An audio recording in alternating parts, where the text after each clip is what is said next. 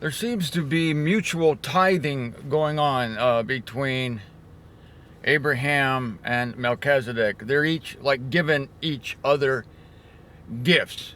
Melchizedek gets the best of the booty from Abraham after the conflict of the kings, the clash of the titans.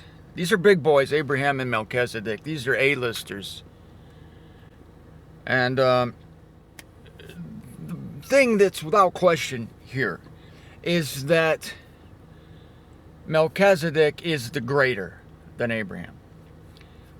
It's like Melchizedek, the priest, king of Salem, priest of God,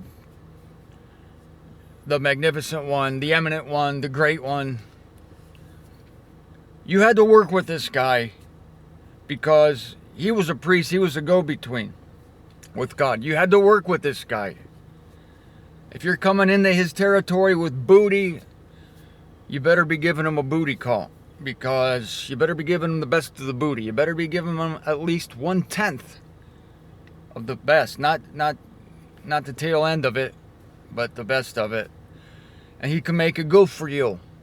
Melchizedek can make it good for you. But you don't try to give Melchizedek the slip. He can make it good for you, but he can make it very, very bad for you. You don't want to mess with this guy.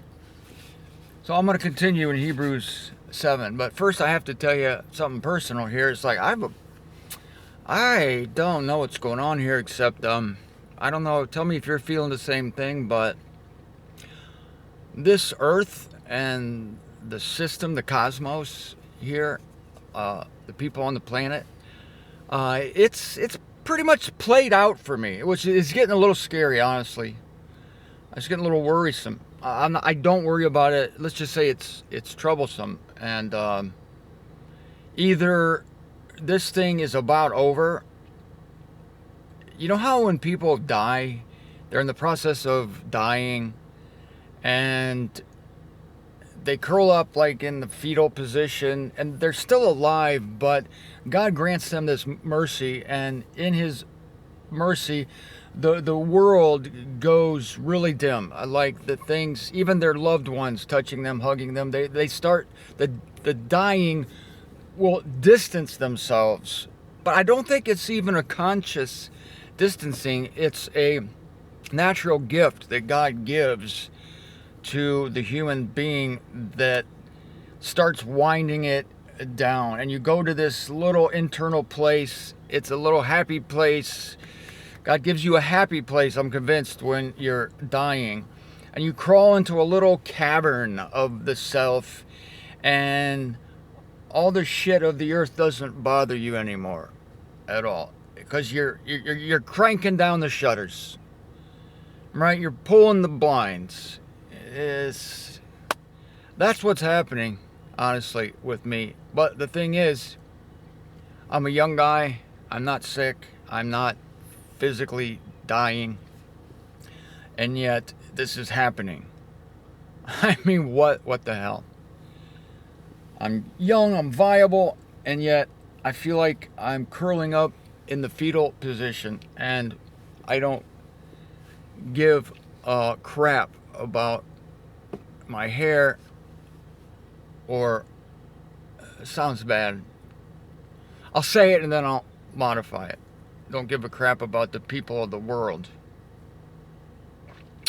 But that's not altogether true, because I do. But you know, I've been teaching you over the years, 1 Corinthians 7, Paul says, you know, those having wives be as not having them, those buying as not having, those using the world as not using it up. This whole thing, hold on loosely, that's what I'm experiencing. I've been experiencing that for about a decade now, but it is in hyperdrive. It's a little troublesome, honestly. So it's like, if Christ doesn't return soon, I feel like I'm screwed. You know what I mean? But having said that, look, the only thing that matters, the most important thing, is to continue this work. I look forward to talking to you every day. I'm getting the books out. I finished the Romans series. I'm going to start a new series. So I'm not stringing my hammock up anywhere, folks. I don't even go to the beach. I don't even see the beach. I live 2 miles from the beach, and I hardly ever go there. I only go there when people visit me. Honestly, because I don't care about the beach. I like knowing it's there. But for instance, my neighbor here, the guy living in the cottage right in front of me, which adjoins our house, he just went with his daughter to the beach. I said, "Where are you going?" He's going to the beach. And I'm thinking, you poor sap, you know. You got to sit out there at that beach and do nothing for 2 hours. It's like, I cannot just do nothing for 2 hours. I have to be engaging my mind with something. And I said, "Well, good luck." I said, "That's about all I can handle, 2 hours." And I can't even handle 2 hours. Like I said, I don't even see the place. Because I don't care. I don't care about any place on this earth. This earth has no interest to me. I mean, the people, yes. The earth, no. I've told you this before. People have invited me to places. "Oh, well, you should see the mountains in my home country. You should see this. You should see that." And I just don't. I'm sorry. I don't want to see no mountains. I don't want to see no oceans. I don't want to see no frickin' monuments. I don't need to see any paintings. I don't need to see anything. I just want to see Jesus Christ. And I want to get out of here. This is a death trap down here. A death trap. I told you this before. I told Juliana that I hated the world. And she really scolded me on that one. Martinico, so she calls me. "Martinico, don't say that. You don't hate the world." I said, let me repeat myself. Yes, I do hate the world. And of course, I brought out 1 John for her. And I said, you know, that he who loves the world hates God, basically. Those are your two choices. You either love the world or you love God. You can't have both. So, just like God and mammon, God and earthly sustenance. Either you're scrounging for the dollar bills here and the fame and the recognition and all that, or you've completely given up on it, which I have, and you're reaching toward the goal, as Paul says in Philippians, toward the prize. I'm looking for a prize, folks. The prize is not salvation, because salvation is a gift. The prize is the high calling above in Christ Jesus that comes from suffering evil for the evangel, laboring in the evangel. And man, I am buying up stock. I'm buying up stock now, because I'm telling you, probably the best thing that could happen to me is somebody kills me for the faith. If somebody gets pissed at my newsletter or something, I don't want to die or be persecuted for breaking the law or anything like that. So I'm an exemplary citizen. Like, I'm so careful not to do anything wrong. I mean, I just don't want to do anything wrong. I don't even want to get a parking ticket, right?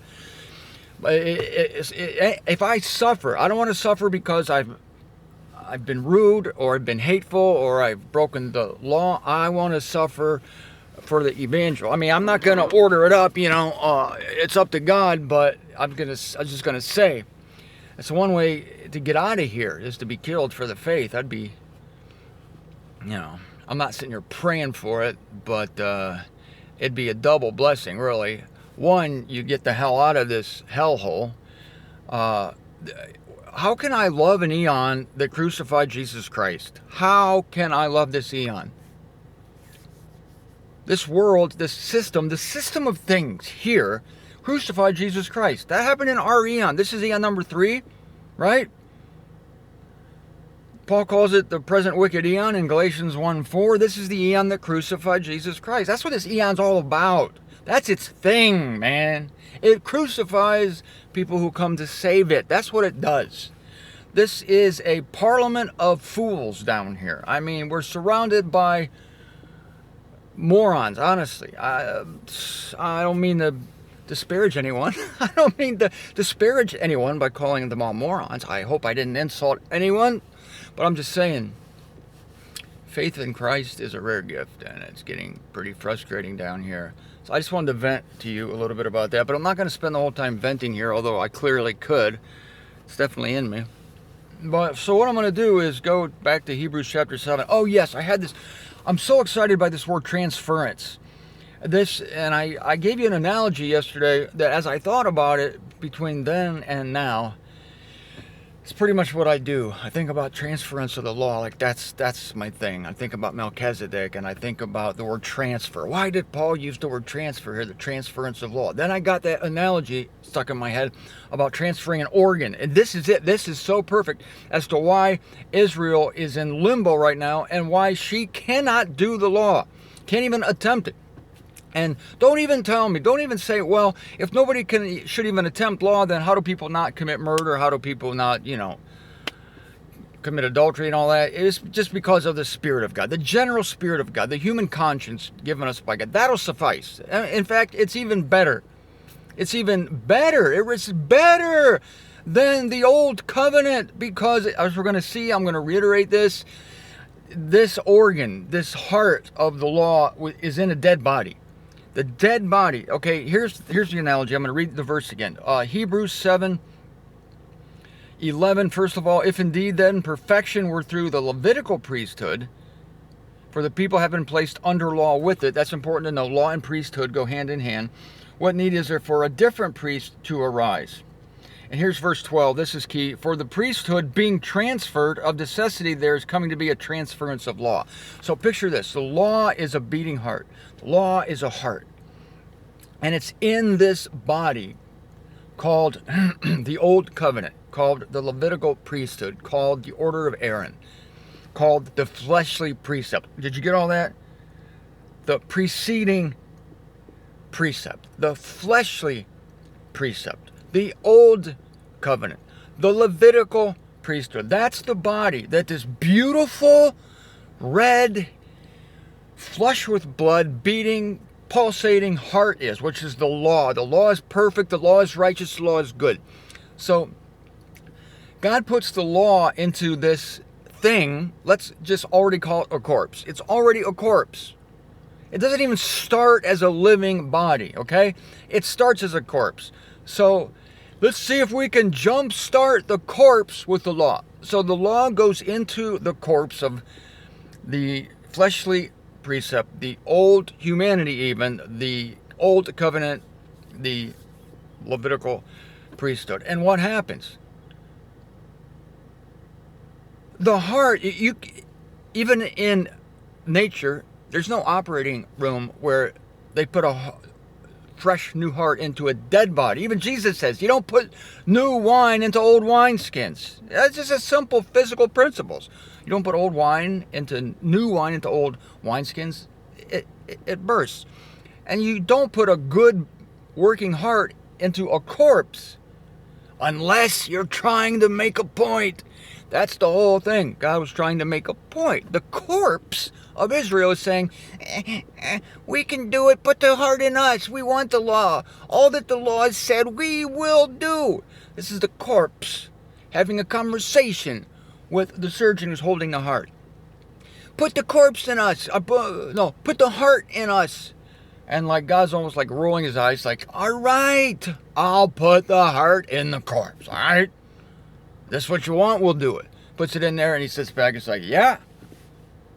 Waiting for you to come alive. Waiting for the corpse to live. Well, you can wait 5 minutes. You can wait 500 years. It doesn't matter. The corpse is not coming alive. It was, in fact, the corpse, if it is possible, becomes more dead than it was. Just go with my analogy here, okay? More dead than it was. Because the law came, Romans 5:20, so the offenses should increase. Why? Because humans rebel against laws of God. Just by nature. It's just like they rebel against law of all kinds. That's why you're better off leaving a human being alone. Leaving a human being alone, they'll do the right thing.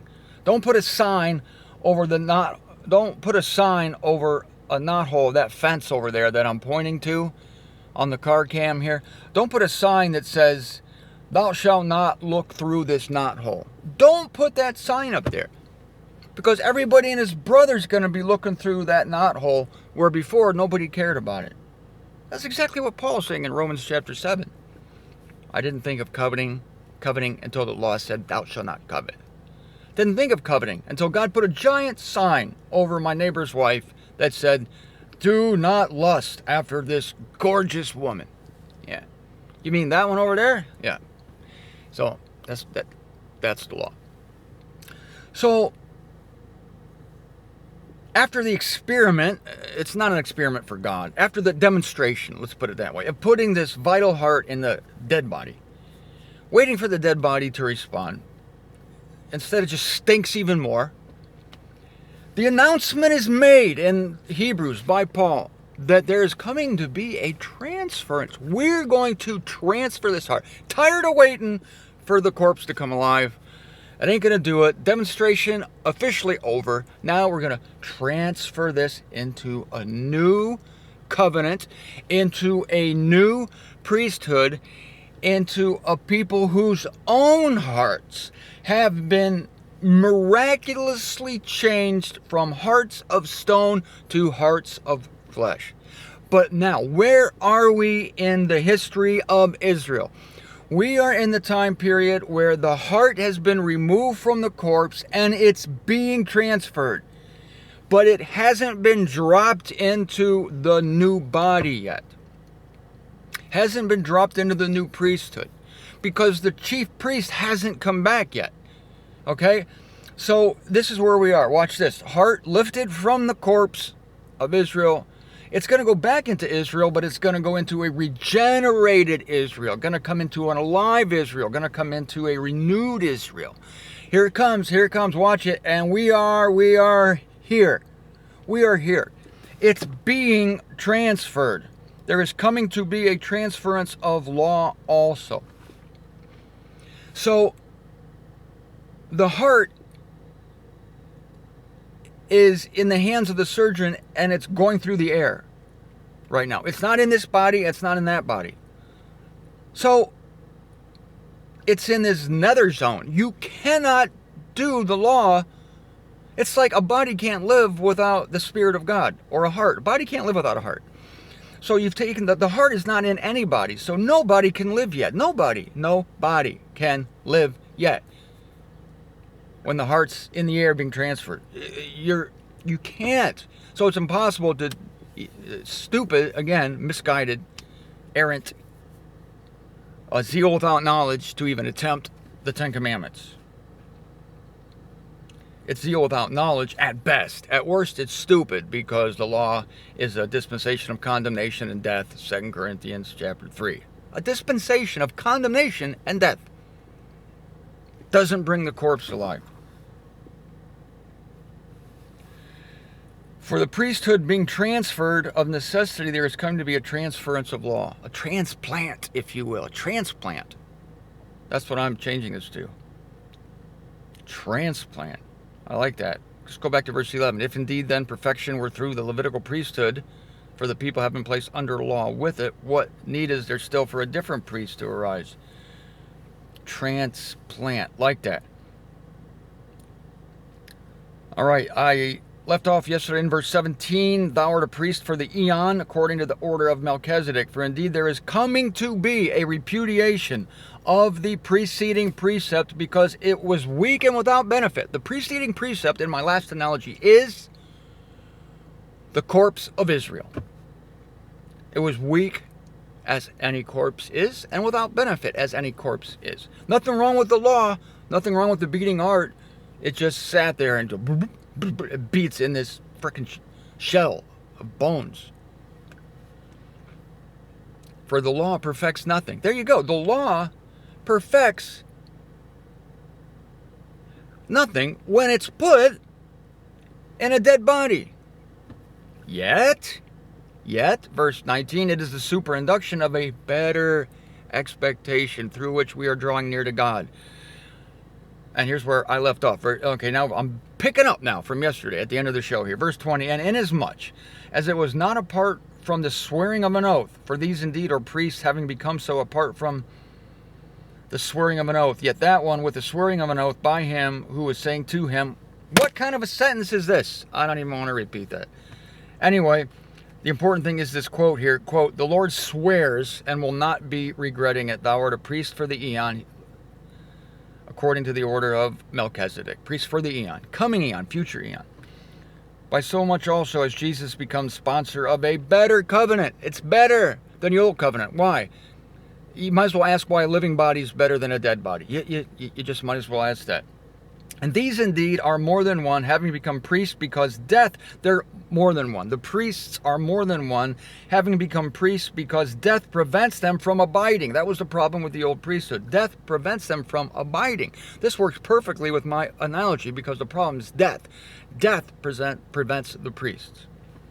Yet this one, capital O, Jesus Christ, because of his remaining for the eon, has an inviolate priesthood. Inviolate. You can't wreck this thing, because it endures just like the Aeonian times endure, whence also he is able to save to the uttermost those coming to God through him.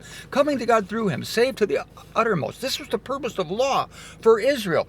They were to realize that they were dead, and that it had been proven to them that even when they got the gift of this wonderful, amazing heart, with beautiful ventricles, lovely aorta, they couldn't do anything with it, so they're supposed to turn in desperation to their Savior. That's what they were supposed to do. But, Israel, you know how Israel is. Yes. Whence he is able to save to the uttermost those coming to God through him, always being alive, to be pleading for their sake. Oh, he's always alive. They're not going to pray to the priests, because the priests die. You don't pray to a dead person unless you're a Catholic. Then you pray to a bunch of dead people, including Mary. Pray to Mary, pray to the saints. They're all dead. Only Catholics pray to dead people. How's that working for you? But who's the patron saint of safe driving or whatever? It's supposed to be St. Christopher. You put a St. Christopher medal in your car and everything's cool. Everything's been cool in my car for years, and I don't have a St. Christopher medal. And yet I know people with St. Christopher medals who have gotten into wrecks. How do you explain that? They're praying to dead people. I see dead people.